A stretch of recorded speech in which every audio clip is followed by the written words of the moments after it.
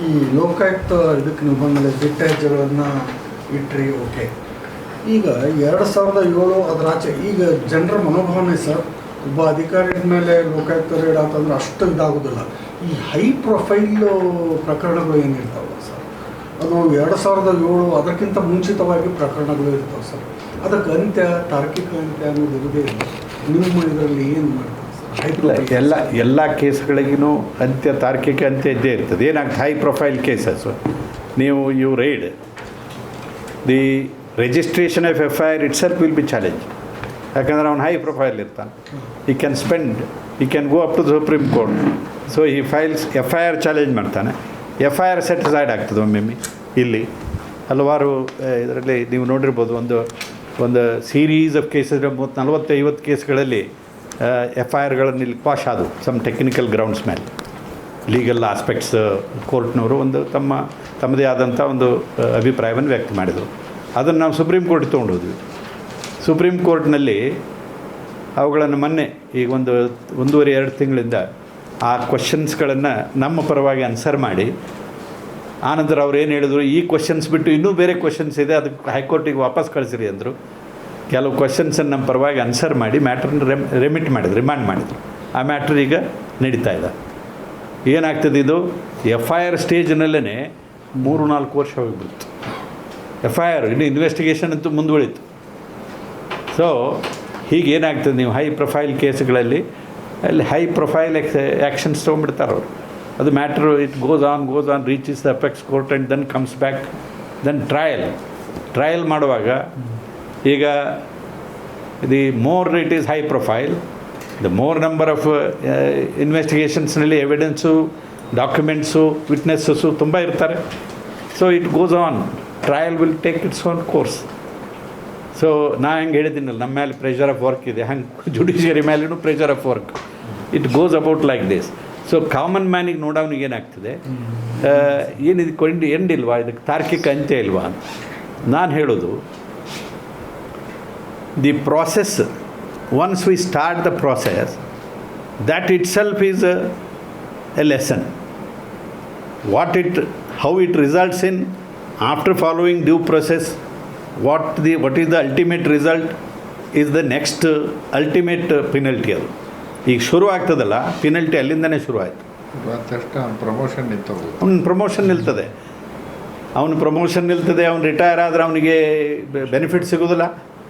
Public servant, he will face all consequences. He will at every stage he will feel the pinch, he will feel the ಅದರದ್ದು ಏಟು ಸಿಕ್ಕಿಬಿಡ್ತದೆ ಅವ್ರಿಗೆ. So ಮಾಡಿದವನು ಹಾಗೆ ಹೋದ ಅಂತ ಅನ್ನೋ ಪ್ರಶ್ನೆ ಇಲ್ಲ. ಇಲ್ಲಿ ಸಿಸ್ಟಮ್ ಆಗಿದೆ. ಅದು ಸಾಮಾನ್ಯ ಎಲ್ಲ ಕೇಸುಗಳಲ್ಲೂ ಕನ್ವಿಕ್ಷನ್ ರೇಟು ತುಂಬ ಕಡಿಮೆ ಇದೆ ಅನ್ನೋದು ಸುಮಾರು ಒಂದು 5-10% ಇರಬಹುದು ಅಂತ ನಾನು ಎಲ್ಲ ಓದಿದ್ದೀನಿ.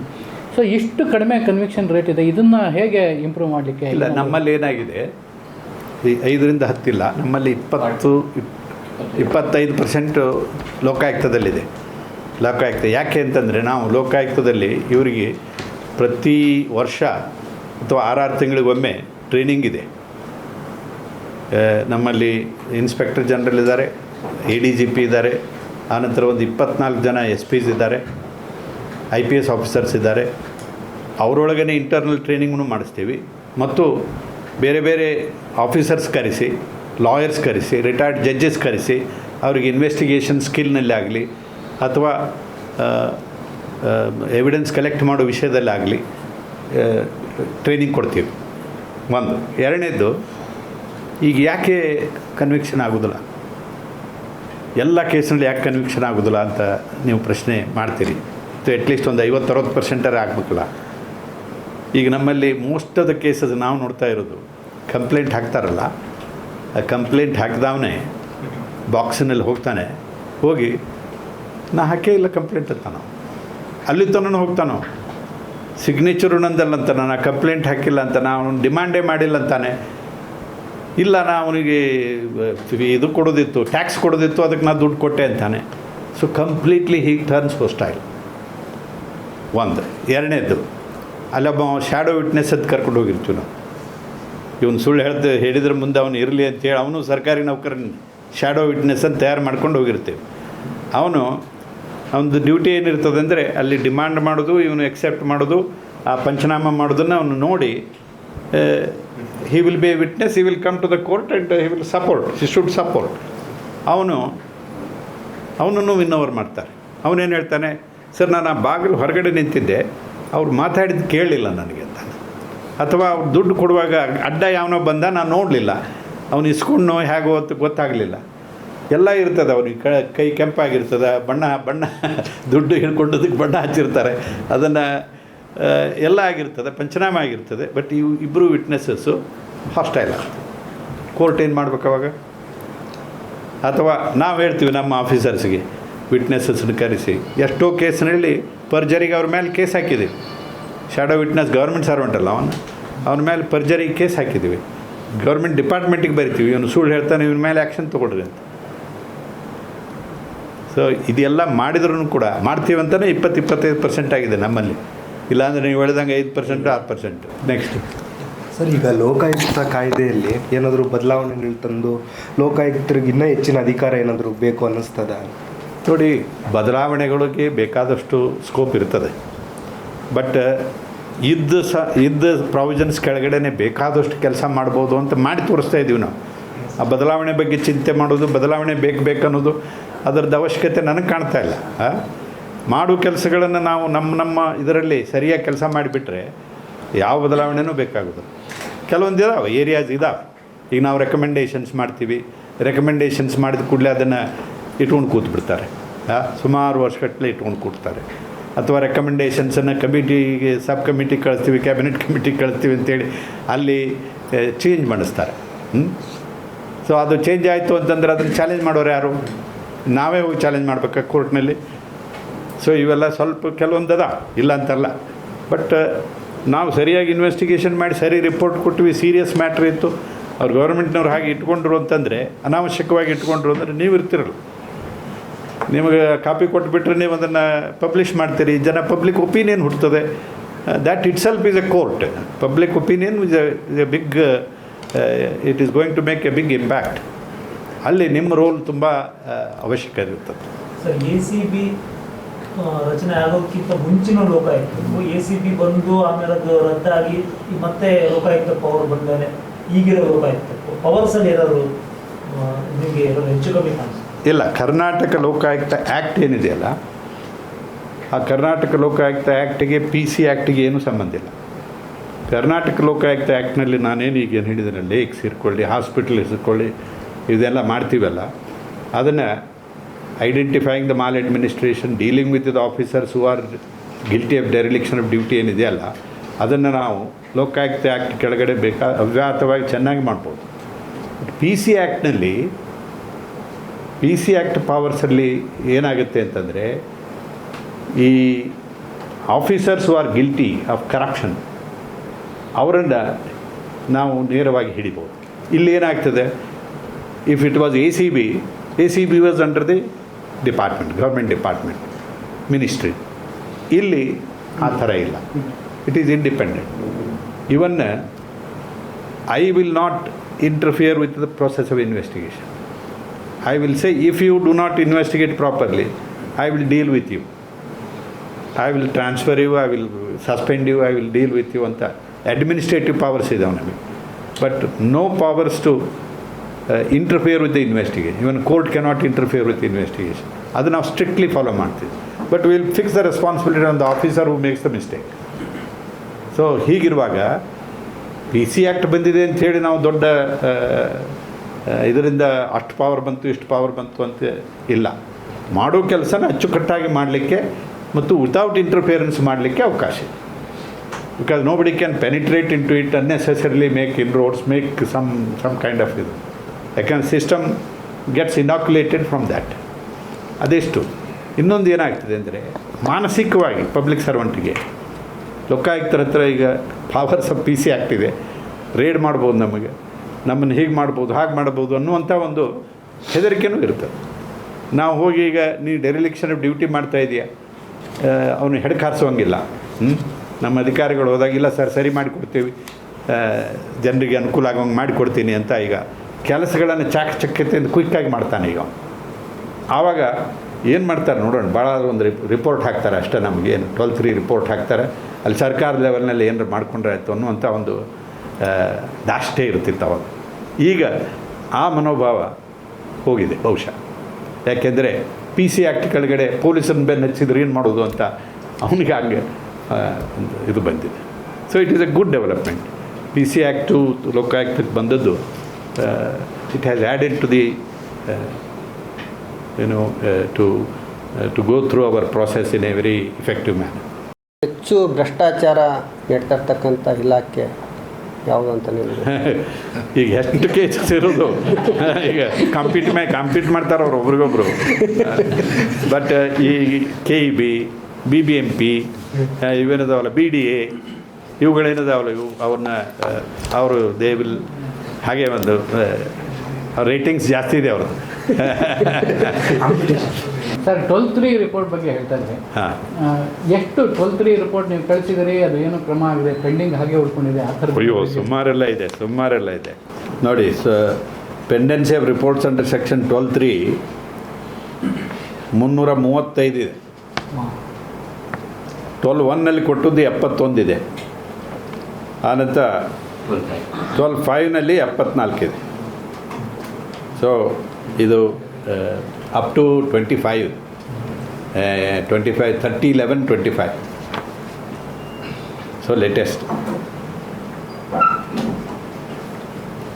ನಾವು ಬರಿತೀವಿ ಅವರಿಗೆ, ಇಷ್ಟು ಪೆಂಡಿಂಗ್ ಇದೆ, ನೀವು ಇಮಿಡಿಯೇಟ್ಲಿ ಇದು ಮಾಡಬೇಕು, otherwise this itself amounts to dereliction ಅಂತಲೂ ಬರೆದು ಹಾಕಿರ್ತೀವಿ ನಾವು. ಸರಿ, ಜನಗಳು ಅವರ ಪರ್ಸ್ನಲ್ ಇದು ಏನು ಎಕ್ಸ್ಪೀರಿಯನ್ಸಸ್ ಇನ್ಸಿಡೆಂಟ್ಸ್ ರಿಪೋರ್ಟ್ ಮಾಡೋದಕ್ಕೆ ಇದು ಅದು ನಿಮ್ಮ ಫಾರ್ಮಲ್ ಪ್ರೊಸೀಜರ್ ಒಂದು ಕಡೆಗೆ, ಬಟ್ ಇನ್ನಷ್ಟು ಸಿಂಪ್ಲಿಫಿಕೇಶನ್ ಯಾರು ಮಾಡೋಕ್ಕಾಗುತ್ತೆ ಟೆಕ್ನಾಲಜಿ ಯೂಸ್ ಮಾಡಿ ಥ್ರೂ ಆ್ಯಪ್ಸ್ ಆ ಥರ? ಇಲ್ಲ, ಈಗ ಮಾಡಿದ್ದೀವಿ ನಾವು ಆನ್ಲೈನ್ನಲ್ಲಿ. ಈಗ ಡಿಸ್ಟ್ರಿಕ್ಟ್ನಲ್ಲಿಂದನೇ ನಾವು ಕಂಪ್ಲೇಂಟ್ ಹಾಕ್ಬೋದು. ಅವರು ಡಿಸ್ಟ್ರಿಕ್ಟ್ನಲ್ಲಿ ನಮ್ಮ ಆಫೀಸರಿಗೆ ಹೋಗಿ ಭೇಟಿ ಆದರೆ ಅವನಿಗೆ ಫಾರ್ಮ್ 192 ಅಲ್ಲಿ ಇರ್ತಾವೆ, ಫಿಲಪ್ ಮಾಡಿ ಕೊಟ್ಟುಬಿಟ್ರೆ ಆನ್ಲೈನಲ್ಲಿ ರಿಜಿಸ್ಟರ್ ಮಾಡಿಬಿಡ್ತೀವಿ ಕಂಪ್ಲೇಂಟ್ ಅದು. ಸೊ ಅದಕ್ಕಾಗಿ ಅವನು ಬೆಂಗಳೂರಿಗೆ ಬಂದು ಕಂಪ್ಲೇಂಟ್ ಹಾಕಬೇಕಾಗಿಲ್ಲ ಲೋಕಾಯುಕ್ತಕ್ಕೆ.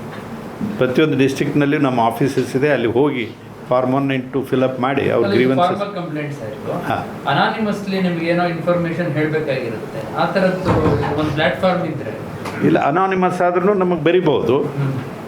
ಅನಾನಿಮಸ್ಸನ್ನು ಬೇಕಾದಷ್ಟು ಜನ ಇಮೇಲ್ ಮೂಲಕ ಕಳಿಸ್ತಾರೆ, ಬರೀ ಫೋನ್ ನಂಬರ್ ಹಾಕ್ತಾರೆ, ಅವ್ರದ್ದು ಅಡ್ರೆಸ್ ಏನಿರೋದಿಲ್ಲ. ಕೆಲವು ಪೋಸ್ಟ್ನಲ್ ಲೆಟರ್ಸ್ ಬರ್ತಾವೆ. ಅನಾನಿಮಸ್ ಲೆಟರ್ಸ್ ಏನು ಪ್ರಾಬ್ಲಮ್ ಆಗುತ್ತೆ ಅಂದರೆ ಡೀಟೇಲ್ಸ್ ಕೊಡೋದಿಲ್ಲ, ಬರೀ ನಮಗೆ ಹೀಗಾಗಿದೆ ಜನರಲ್ಲಾಗಿ ಬರೀತಾರೆ.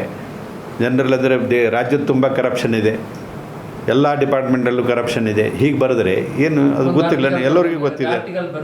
ಹಾಂ, ಅದನ್ನ ತೊಗೊಂಡು ಏನು ಮಾಡೋದು, ಅದನ್ನ ತೆಗೆದಾಕ್ಬಿಡ್ತೀವಿ ನಾವು. ಪರ್ಟಿಕ್ಯುಲರ್ ಇನ್ಸಿಡೆಂಟು, ಪರ್ಟಿಕ್ಯುಲರ್ ಆಫೀಸರು ಇಂಥಲ್ಲಿ ಹೀಗೆ ಆಗಿದೆ ಅಂತ ಹೇಳಿ ಕರೆಕ್ಟಾಗಿ ಕೊಟ್ಟು ನನ್ನ ಹೆಸರನ್ನು ನಾನು ಗೌಪ್ಯವಾಗಿಡ್ತೀನಿ ಅಂತ ಅವನು ಅಂತಂದರೆ ಅದನ್ನು ನಾವು ಪೊಲೀಸ್ ಮೂಲಕ ಇನ್ವೆಸ್ಟಿಗೇಷನ್ ಮಾಡ್ತೀವಿ. Details R most important. ಬರೀ ಜನರಲ್ಲಾಗಿ ಬರೆದು ಬಿಡ್ತಾರೆ. ಅನಂತರ ಇನ್ನೊಂದು ಏನಾಗ್ತದೆ, ಅವರಿಗೆ ಸರಿ ಇರೋದಿಲ್ಲ. ಯಾವುದೋ ಹೆಸರಿಗೆ ತೊಗೊಂಡು ಅವನನ್ನು ತೇಜೋವಧೆ ಮಾಡಲಿಕ್ಕೆ ಬರೆದು ಹಾಕಿಬಿಡ್ತಾನೆ, ನಾನು ಅನಾಮಧೇಯ ಅಂದ್ಬಿಡ್ತಾನೆ. ಈಗ ಅನಾಮಧೇಯನ್ನು ಅದನ್ನು ತೊಗೊಂಡು ನಾವು ಇನ್ವೆಸ್ಟಿಗೇಷನ್ ಶುರು ಮಾಡಿದರೆ ಅವನು ನಿಜವಾಗ್ಲೂ ಆನೆಸ್ಟ್ ಆಫೀಸರ್ ಇದ್ದ ಅಂದರೆ ಭಾಳ ಅನ್ಯಾಯ ಆಗ್ತದೆ. ಅದಕ್ಕೆ ಅವನು ಹಾಕ್ತಾನಲ್ಲ, ಅವನು ಧೈರ್ಯದಿಂದ ಹಾಕಬೇಕು. ತನ್ನ ಹೆಸರನ್ನ ಎಷ್ಟು ನನಗೆ ಅನ್ಯಾಯ ಆಗಿದೆ ಅಥವಾ ನಾನು ಹಿಂಗೆ ನೋಡಿದ್ದೀನಿ, ಸಾಮಾಜಿಕ ಕಳಕಳಿ ಇದೆ ನನಗೆ, ನಾನು ಹಾಕ್ತೀನಿ ಅಂತ ಹೇಳಬೇಕು. ಅವನಿಗೇನಾದರೂ ತೊಂದರೆ ಆಗ್ತಿದ್ದರೆ ನಾವು ಪೊಲೀಸರಿಗೆ ಹೇಳ್ತೀವಿ, ನಾವು ಯಾರಾದರೂ ಅವನ ಬಗ್ಗೆ ಇದು ಮಾಡಿದರೆ ಪ್ರೊಟೆಕ್ಷನ್ ಕೊಡಿ ಅಂತ ಹೇಳ್ಬೋದು. ಅಥವಾ ಅಬ್ಸರ್ವ್ ಮಾಡಿ ಅವನ ಮೇಲೆ ಏನಾದರೂ ಯಾರಾದರೂ ಅವನಿಗೆ ಬೆನ್ನತ್ತಿದರೆ ಅವನಿಗೆ ಯಾವ ರೀತಿಯಿಂದ ಪ್ರೊಟೆಕ್ಷನ್ ಮಾಡಬೇಕು ಅನ್ನೋದು ನೀವು ಡಿಸೈಡ್ ಮಾಡಿ ಅಂತ ಪೊಲೀಸರಿಗೆ ಇನ್ಸ್ಟ್ರಕ್ಷನ್ಸ್ ಕೊಡ್ಬೋದು. ಸ್ಯಾಂಕ್ಷನ್ಡ್ ಪೋಸ್ಟ್ ಎಷ್ಟು ಸರ್? 600 ಇಲ್ಲ ಅಂತ ಹೇಳಿದ್ರೆ ಈಗ ಸ್ಯಾಂಕ್ಷನ್ ಫೋರ್ಟು 1750 ಏನೋ ಇರಬೇಕಲ್ಲ, ಇದ್ರಾಗ ಒಂದು 600 ಪೋಸ್ಟು ಖಾಲಿ ಇದಾವೆ. ಆನಂತರ ನಾವೀಗ ಒಂದು ರಿಪೋರ್ಟ್ ಹಾಕಿದ್ದೀವಿ, ಒಂದು ಕಮಿಟಿ ಮಾಡಿದೆ ನಾನು. ಕಮಿಟಿ ಮಾಡಿ ಯಾವ್ಯಾವ ವಿಂಗ್ಗಳಲ್ಲಿ ಎಷ್ಟೆಷ್ಟು ಸ್ಟಾಫ್ ಬೇಕಾಗ್ತದೆ, ಸ್ಟೆನೋಗ್ರಾಫರ್ಸ್ ಎಷ್ಟು ಬೇಕು, ಟೈಪಿಸ್ಟ್ ಎಷ್ಟು ಬೇಕು, ಮ್ಯಾನೇಜರ್ಸು, FDA ಇನ್ನು ಪೊಲೀಸರು ಎಷ್ಟೆಷ್ಟು, ಇನ್ನು ನಮ್ಮ ಎನ್ಕ್ವೈರಿ ಆಫೀಸರ್ಸ್ ಎಷ್ಟು ಜನ ಬೇಕು ಅಂತ ರಿಪೋರ್ಟ್ ಹಾಕಿದ್ದೀವಿ. ಇಷ್ಟು ಪೋಸ್ಟ್ ಬೇಕು ನಮಗೆ ಅಂತ ಬರೆದು ಹಾಕಿದ್ದೀವಿ. ಅದು ಇನ್ನೂ ಸ್ಯಾಂಕ್ಷನ್ ಪೋಸ್ಟ್ನ ಹೊರತಾಗಿ ಎಷ್ಟು ಎಷ್ಟು ಕೇಳಿ ಕೇಳಿದ್ದೀವಿ ನಾವು, ಎಷ್ಟು ನೋಡಬೇಕು, ಅದು ಲಿಸ್ಟ್ ಇರಲಿಕ್ಕಿಲ್ಲ ಅಲ್ಲ, ಸುಮಾರೆಲ್ಲ ಕೇಳಿದ್ದೀವಿ. ಯಾಕಂದ್ರೆ ಈ ಕೊಡ್ಬೇಕಾದ್ರೆ 600 ಮೊದಲು ಕೊಟ್ಟರೆ ಆಮೇಲೆ ಕೊಟ್ಟರೆ ಸುಮಾರು ಹಾಂ, ಮೊದಲು ಇದನ್ನಾರು ಕೊಡ್ಬೇಕಾ? ಇದು ಕೊಟ್ಟರೆ ಆಮೇಲೆ ಅದಕ್ಕೆ ಮಾತಾಡಬೇಕು. ಸರ್, ಭ್ರಷ್ಟಾಚಾರ ಮುಕ್ತ ಕರ್ನಾಟಕ ಮಾಡಬೇಕಂತಂದರೆ ಇಲಾಖೆಯ ನಡೆ ಯಾವ ರೀತಿ ಇದೆ ಸರ್? ಭ್ರಷ್ಟಾಚಾರ ಮುಕ್ತ ಕರ್ನಾಟಕ ಮಾಡಬೇಕು ಅಂತಂದರೆ ಬರೀ ಇಲಾಖೆಯಿಂದನೂ ಆಗೋದಿಲ್ಲ, ಲೋಕಾಯುಕ್ತರಿಂದ ಆಗೋದಿಲ್ಲ, ಪ್ರತಿಯೊಬ್ಬನ ಒಂದು ಸಹಕಾರ ಅದಕ್ಕೆ ಬೇಕು. Sensitisation of public is very important. ತೊಗೊಳ್ಳುವವನಿಗಿಂತಲೂ ಕೊಡುವವನು ಜಾಗೃತನಾಗಬೇಕು. ತೊಗೊಳ್ಳುವವನೇನಿಲ್ಲ, ಅವನಿಗೆ ಈಗೇನು ಮಾಡಿದ್ದಾರೆ, ಮೊದಲು 2 ಕೈ ಚಾಚ್ ತೊಗೊಳ್ತಿದ್ರು, ಈಗ ಆಫೀಸಿನಲ್ಲೇ ತೊಗೊಂಡ್ಬಿಡ್ತಿದ್ರು. ಈಗ ನಡೆಯೋದಿಲ್ಲ ಅದು. ನೀವು ಯಾವ ಆಫೀಸ್ಗೆ ಹೋಗಿ ದುಡ್ಡು ಕೊಡ್ತೀವಿ ಅಂತಂದರೆ ಸುಮ್ಮನೆ ಇರ್ತದೆ, ಹೊರಗಡೆ ಕಳೀತಾರೆ. ಅಲ್ಲಿ ಹೋಗಿ ಎಲ್ಲೋಗಿ ಒಂದು ಕಡೆ ಹೋಗಿ ಯಾವುದೋ ಲಾಡ್ಜ್ ಗೀಜ್ನಲ್ಲಿ ಏನೋ ಮಾಡ್ಕೊಂಡು ತೊಗೊಂಡು ಟೀ ಅಂಗಡಿ ಫಿಕ್ಸ್ ಮಾಡ್ತಾನೆ, ಅವ್ರ ಮೂಲಕ ತೊಗೊತಾನೆ. ಈಗ ನಾವು ಇದಕ್ಕೆ ಹೋದ್ವಿ, RTO ಆಫೀಸಿಗೆ ಹೋದ್ವಿ, ನೋಡಿದರೆ ಅಲ್ಲ ಜೆರಾಕ್ಸ್ ಅಂಗಡಿಗಳಿದಾವಲ್ಲ, ಎಲ್ಲ ವ್ಯವಹಾರ ಅವ್ರ ಮೂಲಕ ಅಂತ. ನಾವು ಹೋಗ್ತೀವಿ, ರೇಡ್ ಮಾಡೋಕ್ಕೆ ಹೋಗ್ತೀವಿ, ಆ ಜೆರಾಕ್ಸ್ ಅಂಗಡಿಯವರು ಕಿಲಿ ಹಾಕ್ಕೊಂಡು ಓಡೋಗ್ಬಿಟ್ರು. ಇವ್ರು ಯಾಕೆ ಹೋದ್ರು ಅಂತ ನೋಡಿದರೆ ವ್ಯವಹಾರಗಳೆಲ್ಲ ಇಡ್ತಾ ಇದ್ದಾವೆ. ಸೊ ಇದು ಹೊಸದು ಗೊತ್ತಾಗ್ತಾ ಇದೆ ನಮಗೆ. ಸೊ ಹಾಗೆ ಜನ, ಆ ಅಂಗಡಿಯವರಾಗಲಿ ಅಕ್ಕಪಕ್ಕದವರಾಗಲಿ ಎಲ್ಲರೂ ಜಾಗೃತರಾಗ್ತೀವಿ. ಯಾಕೆ ಕೊಡಬೇಕು ನಾವು ದುಡ್ಡು? ಪಬ್ಲಿಕ್ ಸರ್ವೆಂಟ್ಸ್ ಆದರೆ ಎಷ್ಟು ಇವತ್ತಿನ ಇದರಲ್ಲಿ ಸಂಚುವಸ್ ಪೇ ಇದೆ ಅವರಿಗೆ, ಸರಿಯಾದ ಎಮಾಲ್ಯುಮೆಂಟ್ಸ್ ಇದೆ, ಬೆನಿಫಿಟ್ಸ್ ಇದೆ. ಈ ನಮ್ಮಂಥ ಸ್ಟೇಟ್ಗಳಲ್ಲಿ, particularly in our country, public servants are handsomely paid. So ನನಗೆ ಬೇಕು ಅದು ಆಸೆ, ಅದನ್ನು ಗ್ರೀಡ್ ಇದೆಯಲ್ಲ, you can try for need, whatever is the need you can satisfy, but how can the greed be satisfied? The greed can only be satisfied, addressed, if you really bestow your mind. ಸ್ವಲ್ಪ ಅದಕ್ಕೆ ಸ್ವಲ್ಪ ಅಧ್ಯಾತ್ಮದ ಕಡೆ ಲಕ್ಷ್ಯ ವಹಿಸಬೇಕು, ಮತ್ತೊಬ್ಬರಿಗೆ ಸಹಾಯ ಮಾಡಬೇಕು, ಎಲ್ಲನೂ ನನಗೆ ಬರಬೇಕು ಅಂತ ಹೇಳೋಣ. ಅವನಿಗೆ ಏನು ಮಾಡೋಕ್ಕಾಗ್ತದೆ ಅಂತ, ಅವ್ನಿಗೆ ಪನಿಷ್ಮೆಂಟ್ ಆಗಬೇಕು ಅಂತ, ಅವನಿಗೆ we have to deal with him. Some belligerent methods have to be adopted ಅಂದ್ರೆ. ಸೊ ಎರಡೂ ಆಗಬೇಕು, ಸೆನ್ಸಿಟೈಸೇಷನ್ ಆಫ್ ಪಬ್ಲಿಕ್, ದೆನ್ ಕೊಡುವವನು ತೊಗೊಳ್ಳುವವನು ಅವ್ರ ಬಗ್ಗೆ ಫೋಕಸ್ ಆಗಬೇಕು, ಸಿಸ್ಟಮಿಕ್ ರಿಫಾರ್ಮ್ ಆಗಬೇಕು. ಸರ್, ಇಷ್ಟೊತ್ತಿನ ತನಕ ನಮ್ಮ ಕಚೇರಿಗೆ ಬಂದು ಎಲ್ಲ ಪ್ರಶ್ನೆಗಳಿಗೆ ಉತ್ತರ ಕೊಟ್ಟು, ಲೋಕಾಯುಕ್ತದ ದೊಡ್ಡ ಮಾಹಿತಿಗಳನ್ನು ಕೊಟ್ಟು ಇಲ್ಲಿವರೆಗೆ ಬಂದ್ರಿ. ನಮಗೆ ಭಾಳ ಖುಷಿ ಅನ್ನಿಸ್ತದೆ ಎಲ್ಲ ಎಂಪ್ಲಾಯೀಸ್ಗೆ. ಈಗ ನಮ್ಮ ಲೋಕ ಶಿಕ್ಷಣ ಟ್ರಸ್ಟ್ನ ಧರ್ಮದರ್ಶಿಗಳು ಆದಂಥ AICC ಕಾರ್ಯದರ್ಶಿ ವೆಂಕಟೇಶ್ ಸರ್ ಮಾತಾಡಬೇಕು. ಎಲ್ರಿಗೂ ನಮಸ್ಕಾರ, ಶುಭ ಸಂಜೆ. ಇವತ್ತು ನಮ್ಮದೊಂದು ವಿಶೇಷವಾದ ದಿನ. ನಾವು ಯಾವಾಗೂ ರಾಜಕಾರಣಿಗಳಿಗೆ ಕರೆದು ಈ ಕಾರ್ಯಕ್ರಮ ಮಾಡ್ತಾಯಿರ್ತೀವಿ. ಇದೇ ಮೊದಲ ಬಾರಿಗೆ ನಾವು ನ್ಯಾಯಾಂಗದ ಮುಖಾಂತರ ಈ ನಾಡಿನ ಜನರಿಗೆ, ಅವರ ಆಶೋತ್ತರಗಳಿಗೆ ಏನು ಸಿಗಬೇಕು, ಏನು ಸಿಗಬಾರ್ದು, ಹೇಗೆ ನಡಿಬೇಕು ಅನ್ನೋದನ್ನು ಇವತ್ತೇ ನಮ್ಮ ಲೋಕಾಯುಕ್ತದ JS ಪಾಟೀಲ್ ಅವರಿಗೆ ಬಂದು ತಮ್ಮ ಕೆಲಸದ ಸಮಯದಲ್ಲಿ ಬದಿಬಿಟ್ಟು ನಮ್ಮನ್ನು ಬಂದು ನಿಮ್ಮನ್ನೆಲ್ಲ ಉದ್ದೇಶಿಸಿ ನಿಮ್ಮ ಪ್ರಶ್ನೆಗಳಿಗೆ ಎಲ್ಲ ಉತ್ತರ ಕೊಟ್ಟಿದ್ದಾರೆ. ಸರ್, ಸಂಯುಕ್ತ ಕರ್ನಾಟಕ ನಮ್ಮ ಲೋಕ ಶಿಕ್ಷಣ ಟ್ರಸ್ಟು ಸ್ವಾತಂತ್ರ್ಯ ಪೂರ್ವದಲ್ಲಿ ಈ ದೇಶದ ಸ್ವಾತಂತ್ರ್ಯಕ್ಕೋಸ್ಕರ, ಸ್ವಾತಂತ್ರ್ಯ ನಂತರ ಈ ಕರ್ನಾಡಿನ ಏಕೀಕರಣಕ್ಕಾಗಲಿ ಮತ್ತು ಈ ರಾಜ್ಯದ ಯಾವುದೇ ಒಂದು ವಸ್ತುವಿನ ಕುರುಹು ಸಿಗಬೇಕಾದ್ರೆ ನಮ್ಮ ಸಂಯುಕ್ತ ಕರ್ನಾಟಕ ಹುಡುಕಬೇಕು ಅಂತ ನಾನು ಹೇಳ್ತೀನಿ ಸರ್. 92-93ನೇ ವರ್ಷದಲ್ಲಿದ್ದೀವಿ ನಾವೀಗ. ಈ ಕರ್ಮವೀರ ಪತ್ರಿಕೆ 100 ವರ್ಷ ದಾಟಿದೆ, 102 ವರ್ಷ, 105. ಕಸ್ತೂರಿ ನಾವು 7ನೇ ದಶಕದಲ್ಲಿದ್ದೀವಿ. ಇದೆಲ್ಲ ನಡೆಸ್ತಾ ಇರೋದು ಒಂದು ಟ್ರಸ್ಟು ಸರ್. ಇದರಲ್ಲಿ ಯಾರ್ದು ಸ್ವಂತ ಆಗಲಿ ಲಾಭಕ್ಕಾಗಲಿ ಅಂತ ಏನಿಲ್ಲ. ನಮ್ಮಲ್ಲಿ ಭಾಳ ಮಹನೀಯರಿದ್ದವರು, BD ಜತ್ತಿಯವರು, ನಿಟ್ಟೂರು ಶ್ರೀನಿವಾಸರಾವರು, MV ರಾಜಶೇಖರ್ನವರು, ಆರ್ನಳ್ಳಿ ರಾಮಸ್ವಾಮಿಯವರು, ಅನೇಕ ಮಹಾನುಭಾವರು ಈ ಸಂಸ್ಥೆಗೆ ತಮ್ಮದೇ ಆದಂಥ ಕೊಡುಗೆಗಳನ್ನು ಕೊಟ್ಟು ಒಂದು ದೇಶಭಕ್ತಿ, ಒಂದು ರಾಷ್ಟ್ರಭಕ್ತಿ, ಒಂದು ಜನರಿಗೆ ಏನಾದರೂ ಒಳ್ಳೇದು ಮಾಡುವಂಥ ಕೆಲಸ ಮಾಡೋಗಿ ಅಂತೇಳಿ ಸಂಸ್ಥೆ ಕಟ್ಟಿಬಿಟ್ಟಿದ್ದಾರೆ. ಅಶೋಕ್ ಅವರ ಅಧ್ಯಕ್ಷತೆಯಲ್ಲಿ ನಾವೆಲ್ಲ ಸೇರಿಕೊಂಡು ಮುನ್ನಡೆಸ್ತಾ ಇದ್ದೀವಿ. ತಾವು ಇವತ್ತು ಬಂದು ನಮಗೆಲ್ಲ ಹಿತವಚನ ಕೊಟ್ಟಿದ್ದಕ್ಕೋಸ್ಕರ ಸಂಸ್ಥೆ ಪರವಾಗಿ ವೈಯಕ್ತಿಕವಾಗಿ ಎಲ್ಲರ ಪರವಾಗಿ ನಿಮ್ಮನ್ನು ಭಾಳ ಅಭಿನಂದಿಸ್ತೀನಿ. Thank you. ನಮಸ್ಕಾರ. Thank you.